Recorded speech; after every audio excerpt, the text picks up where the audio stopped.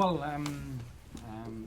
Antolin is progressing really well, but he's not going to be ready until the next international break. But he's finally is progressing really successfully. So we're very excited about that. Aruna Kone, we had a little bit of a setback. We're a little bit worried with the knock that he picked up against Hull City. So we're going to assess him again, and we need to see. He's a little bit more serious than we first expected, so he won't be available for the squad. But apart from those two players, everyone else is fit and available. Darren Gibson obviously has had a very good week straight after the surgery, so it's been a real positive week, and he's already on road of recovery. What is it that Kone's done? He just had a challenge in his knee, so he's already extended the knee. It should be something that we need to find out over the next couple of days. We will do more tests and see how the knee is reacting. Given the form that you've shown this season, how decisive do you feel games are against the likes of Spurs in terms of where you want to be at the end of the campaign? Well, I don't think it's who you're playing against. We're looking at ourselves, and I don't think we fulfill our potential yet, and we're getting stronger and a bit more with a clearer understanding between us what we want to do and the way we can perform. I've been very pleased in the manner that we've been able to go away from home and impose ourselves in games, and it's about that, how far we can go and how quickly we can fulfill our potential, that I believe is huge. It doesn't matter who you're playing against, because in this league, as you know, every team brings you a completely different problem, and you need to be able to overcome that. And so far we've been able to show different dimensions in our play to be able to be competitive and to be able to get positive results. But Spurs are as good as a squad as you're going to get in this league, and we expect a really tough opposition and a really tough challenge on Sunday. When you say you haven't fulfilled your potential yet, what do you feel hasn't happened for you then? Well, you need to understand that when you're trying to, we got new players in the team. We got certain aspects of our play that we want to do in a different manner. That's going to take a little bit of time, and you know that we got that competitive edge. I think we got a team where we can compete against anyone. But when you're trying to do things and when you're trying to implement certain football concepts, you need to practice them and you need to master them, and that takes time. And that's where we are. We are in that process of understanding each other's strength, each other's game, and that's going to take a little bit of time. How close then are you to the kind of football that you envisage bringing to Everton? No, we are there. We are there. I think one thing is the way we want to play and the style and the philosophy, and we are there.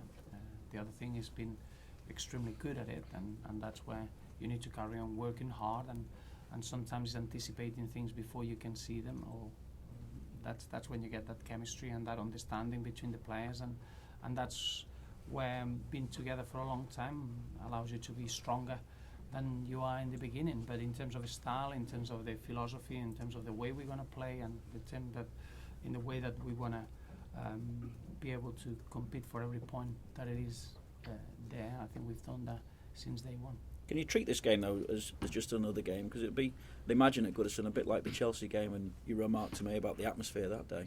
Well, I think we always look forward to playing at Goodison. I think there is a real confident feel about our performances there, and that's down to the atmosphere that is created with the fans. And I think Spurs are going to bring a real difficult test to anyone that they play. I think is a great example of how to overcome losing one of the best performers that you had in one season, and I don't think anyone will have any doubts to say that probably Spurs have the best squad in terms of numbers and in terms of talent that is going to shine in the short term and in the long term. Is an incredible squad, and we'll have to be at our best to be able to stop that talent to dictate things on Sunday.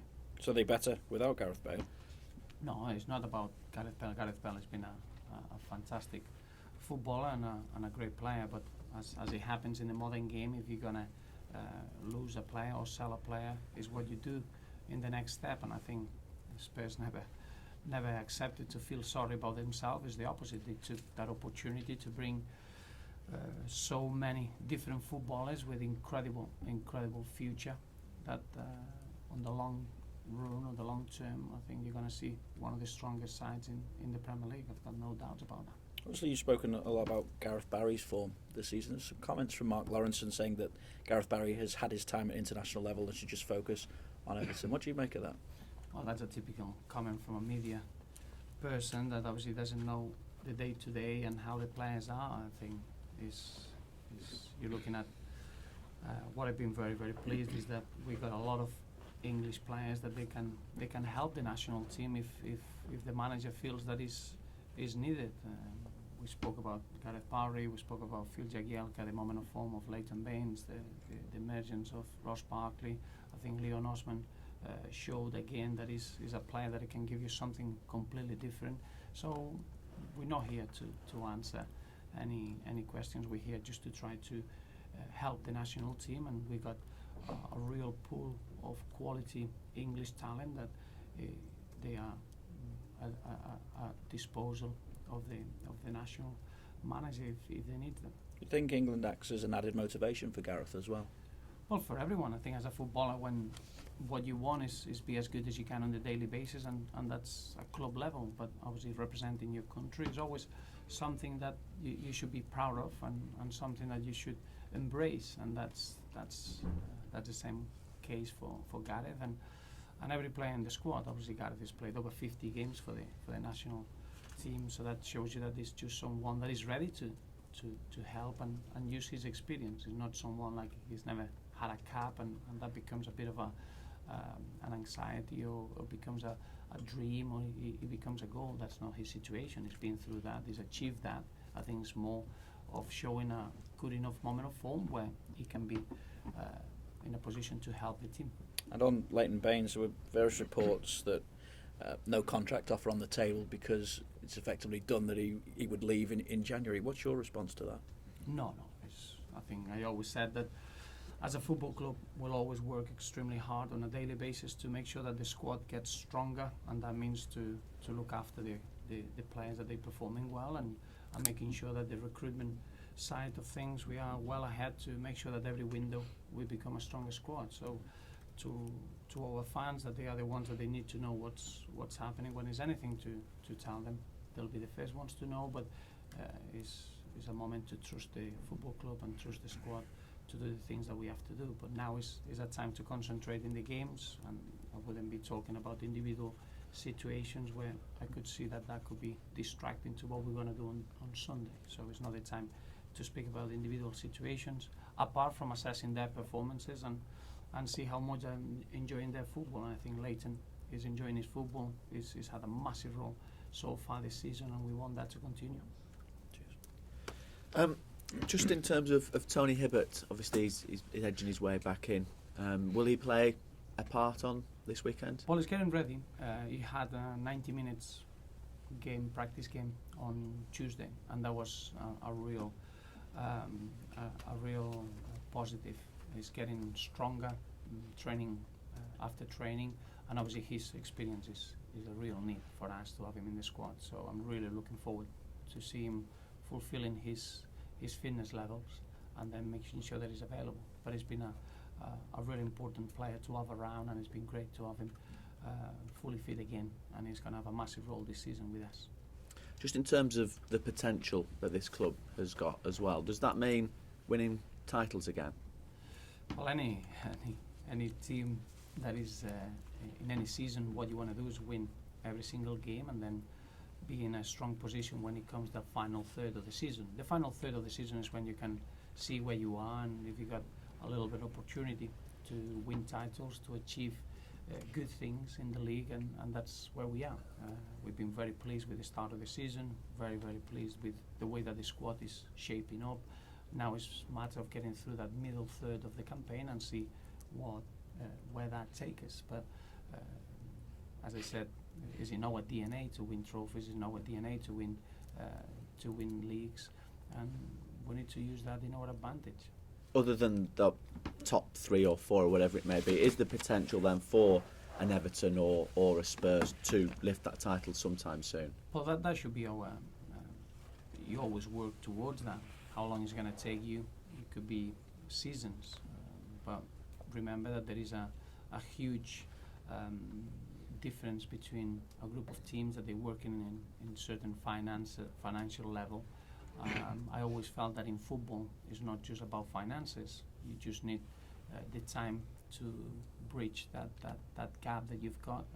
We are not financially fighting with the clubs that they are spending certain levels to win the league or to fight to get into the Champions League. But I do believe that with the characters that we got at the club and what we are as a football club, one day we can challenge towards that, but it'll take time to bridge those gaps. So it can be done without spending the millions upon millions that we've seen some clubs do? It can, but you need time, you need to be patient, you need to be brave as a football club and give opportunities to youngsters, and that takes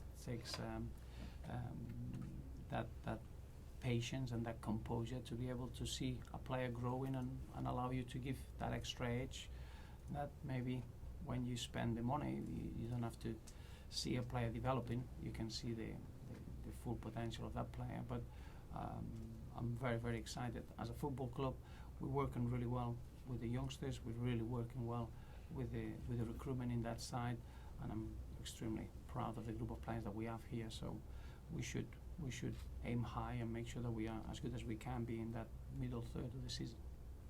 Just to go back to Kone and Alcaraz and the injuries, is there any concern that you may not ever see the best of them here, because the first season at the club is often so important? No. I'm convinced that Antolin is ready now. Early on in the season, he had 2 or 3 setbacks, and you're a little bit concerned if we're gonna find the final solution to get him back to his best. Now he's 100% on the road of being at his best. The good thing about Antolin is that he's got tremendous experience at any level, and he's been in the British game for a long time. So once he'll be fully fit, he'll be ready to help the team. So I'm really excited about seeing Antolin at his best. With Aruna Kone, I'm a bit concerned with his knee, because he's someone that he gets through anything. His little niggles will never stop him from playing and being available. And this is a moment that I've never seen him like that, and we need to make sure we get to the root of the problem. So is John Whiting a fit? Yes, yeah. He trained yesterday and he's going to be available today, so I expect Johnny to be available for Sunday. Do you have to take a longer term view with those two then, with the Aruna and Antolin? Not really, no. I think Aruna, as I said, when he came on against Cardiff, I felt that he was ready. I thought pre-season was a challenging time for him for different reasons. I don't think they were football reasons, but in terms of the preparation towards him being ready. The Cardiff game, I saw him being himself. I thought when he came on against Hull, straight away he had a massive effect in the game and is ready. I don't see that as a problem. In football, having injuries or having a setback from a fitness point of view can really stop you from being at your best. But when you are a top player and you got that real talent, once you're fit and fully fit, and that's what we have to help them, they're going to be a real positive to the squad and a real asset throughout the season. And will the difficulty with Antolin be actually trying to get him into the side or getting games somewhere, because you established centre-half? That's not a worry. I think when you've got good players, all you want them is to compete, to push each other's levels in training, and that benefits the team. So I will never have a concern about how many minutes a player is going to play. My concern is just to have everyone fully fit and ready to enjoy their football, and the team will benefit from that. But you can have enough experience and enough good players in your squad. Thanks, Roberto. Thank you.